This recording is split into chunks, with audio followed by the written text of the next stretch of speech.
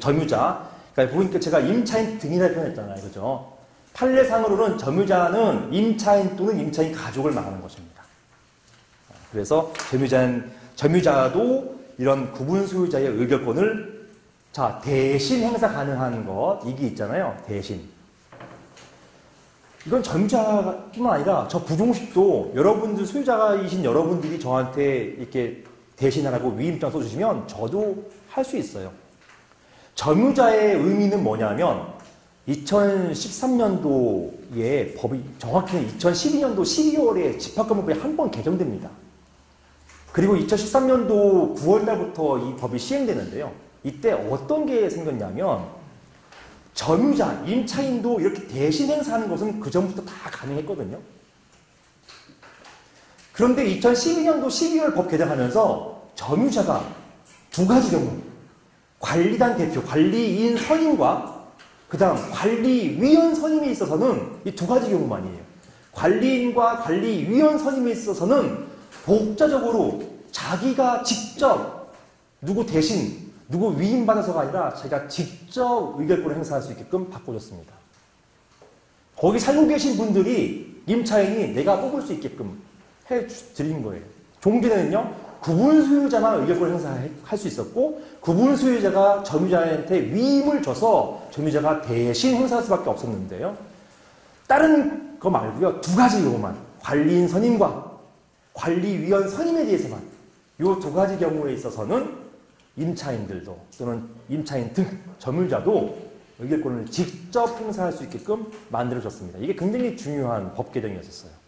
그래서 마침 제가 이제 이 근처에 이제 동대문 상가 한 12개를 제가 자문하고 있어요. 여러분들 잘 아시는 상가들 동대문에서 뭐 아시는지 모르겠지만 거기 상가들은 이제 아마 소매시장일 것이고요. 저는 이제 건너편 도매 쪽을 이제 주로 자문하고 있는데 거기에서 한 상가가 연매출이 일주되는 상가예요. 왜냐면 상인들이 너무 많아요. 상인들이 한 1,500명 되시거든요.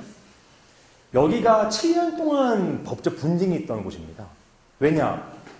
마찬가지로 관리 주체가 없으니까 서로 관리인 주장을 하는 거예요. 하지만 관리인 되려면 전체 구분 소유자의 과반수가 모여가지고 총회 열어가지고 뽑아야 되는 건데 이게 한번 분양된 이후로는 과반수 모으기가 어려워요. 전국에 계시기 때문에. 그러다 보니까 과반수를 못 맞추다 보니까 서로 막 싸우는 겁니다. 7년 동안. 7년 전쟁을 치르고서 어떻게 할지 모르고 있을 때 이 법이 딱 바뀌어버렸어요. 어떻게 됐냐? 여기는 임차인도 의결권을 행사할 수 있게 되버렸단 말입니다.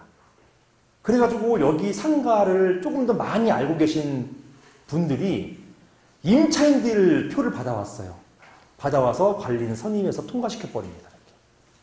제가 천만다행히도 그 임차인 받아오신 그쪽 편에 섞일 망정이지. 거기를 쓰는 바람에 다행히도 지금까지 이제 자문을 할 수 있게 되는 상황이 됐던 거죠.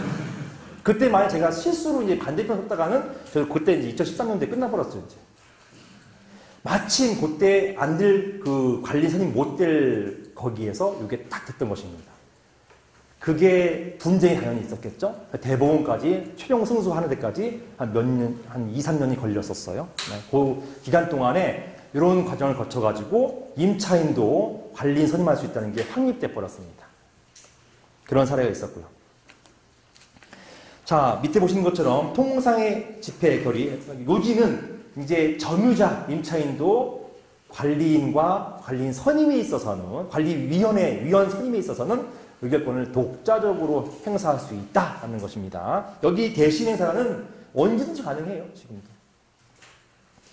다음, 통상의 집회 결의 말씀드린 것처럼 밋입니다.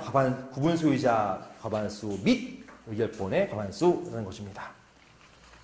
자, 관리인 선임, 관리위에서 선정, 고용분의 보존, 관리단 사업 이러고 할 때는 다 통상의 결의를 하는 거예요. 가장 중요한 게 두 번째, 관리위에서 선정. 요게 이권이 많이 와요. 그런데 이제 밑에 보시는 것처럼 특별결의라는 게 있어요. 예외적으로. 구분 소유자, 그 다음에 지분의 각 과반수가 아니라 그 이상의 결의가 필요한 경우가 있어요. 밑에 보시는 것처럼 공용분의 변경. 이 변경, 요것 때문에 정말 많이 싸워요. 어떤 거냐면 주로 여러분들 잘 모르실 수도 있어요. 아실 수도 있겠지만 주차 같은 경우, 주차장 있잖아요. 이 주차 보면은 지금은 사람이 안 계시고 대부분 시스템으로 움직이는 거 아세요? 거기 뭐 넣고 빼고 자동으로 왔다 갔다 하잖아요. 문제 있으면 뭐 눌러가지고 얘기하는 거. 요게 뭐냐면 주차 관리 업체에다가 임대 놓는 거예요. 옛날에는 그 건물에서 직원 채용해가지고 주차관리원 채용해가지고 주차 징수 했는데 최근에는 그냥 기계 설치해가지고 이 기계 설치해서 그 주차관리 업체가 또 있어요. 굉장히 많아요.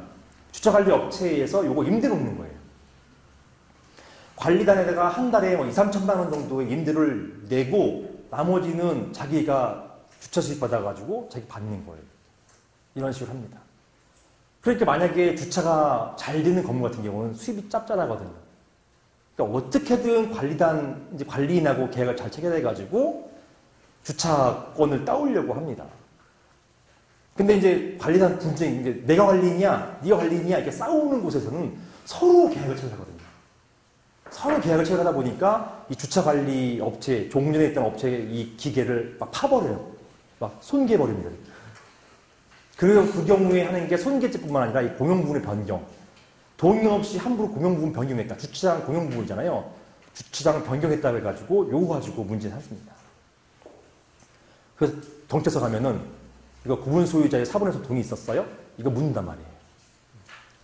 이거 없었으면은 정당한 고난 없이 이걸 뺐네, 이걸 파버렸네, 이건 손괴죄 기소, 이걸로 갑니다. 기계적으로 가요. 그래서 만약에 공용부분에서 파손, 손괴가 있었다 하더라도 구분 소유자들 4분의 3 동의가 있었다고 한다면 그때는 무혐의, 만약에 없었다, 기소, 유죄, 벌금형 이렇게 나가게 되는 것입니다. 만약에 제가 아까 말씀드렸어요. 특이하게도 집합건물은 어떤 규약이라는 게 없다 하더라도 당연 설립된다고 했었어요. 그런데 규약을 꼭 두고 싶으세요. 이런 건물이 있어요. 원래 이 규약이라 한다는 것은 규약이 있으면은 이 관리인의 관리권을 제한합니다. 그 다음에 규약이 있어야만 관리위원회라는 것이 설립이 될 수가 있어요. 왜냐? 법에 관리위원회는 규약이 있을 때 만들어질 수 있게끔, 규약이 있을 때 설립되게끔 규정되어 있기 때문에 그렇습니다. 규약이 없으면 관리위원회는 무용지물이에요. 그거는 뭐 없는 단체가 되는 것입니다. 그래서 규약을 설정하는데 이제 규약을 설정해가지고 관리인의 권한을 통제한다든가. 한편으로는요, 제가 방금 전에 말씀드렸지만 관리회사에서 저에게 의뢰 많이 하잖아요. 그때 어떤 주문을 하는 경우가 있어요. 규약을 만들어주세요, 변호사님. 그리고 우리가 믿는 관리인 한 사람이 있는데 이 사람이 관리인 뽑힌 다음부터는 다른 관리인 못 뽑히게끔, 안 뽑히게끔 규약을 강하게 만들어주세요. 이런 데가 있어요. 그 규약에 대해서 우리 관리인 선임할 때 통상결의라고 했잖아요. 과반수잖아요. 그죠? 이 통상결의할 것을 규약으로 높여놓습니다. 5분의 4로. 그럼 관리인 한 명 뽑으려고 전체 80%를 얻어야 돼요. 거의 재건축 일 정도의 권리를 얻어야 되거든요. 이거 안 됩니다. 이거 죽을 때까지 이 건물은 관리 한 사람 취재해서 끝나버려요. 관리인 임기가 2년이거든요. 2년이 끝나면 관리인이 없어지는 게 아니에요. 관리인의 임기가 2년이 끝나면 새로운 관리인이 뽑힐 때까지 관리인 직무대행 체제가 쭉 유지됩니다. 죽을 때까지. 그 건물 죽을 때까지. 그렇기 때문에 그런 데가 있어요. 그러니까 특별결의로 만들어주세요. 규약을. 이런 경우, 이런 데가 있습니다. 이게 좋은 걸 수도 있고, 안 좋은 걸 수도 있어요. 자, 그 다음에 재건축. 지금 제가 막 하고 있는, 거의 집합건물 재건축을 처음부터 끝까지 한 변호사는, 저는 모르겠지만 저밖에 없다고 생각을 하거든요. 처음부터 끝까지 해봤으니까. 근데 이렇게 끝까지 해보니까, 웬만큼 잘 알겠더라고요. 그러니까 해본 게 중요하거든요. 해본 상태에서 여러분이 만약에 이거 관심 있으시면 어떻게든 해보셔야 돼요. 저는 이제 아파트 재건축 지금 뭐 당연히 이제 자문 많이 하고 있고, 지금도 이제 재건축 고문이고, 심지어 망원동이라고 있어요. 망원동에서 제가 재건축 조합장 직무 대리입니다. 그래서 조합장이에요. 그래서 오늘 막 결제하고 왔거든요, 이렇게.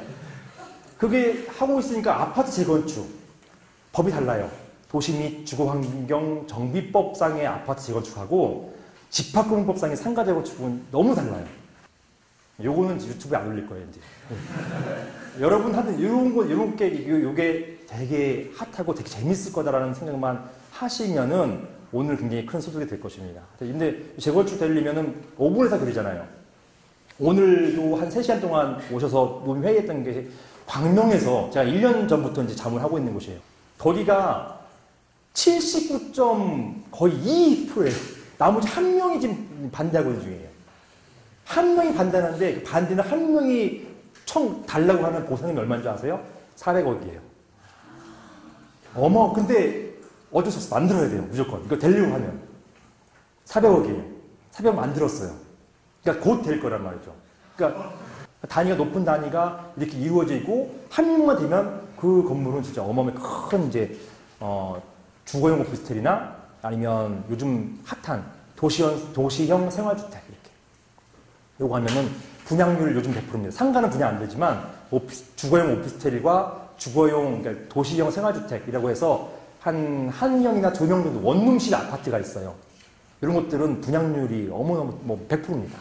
그렇기 때문에 이게 지금 수익률 너무 좋으니까 서로 하려고 하세요.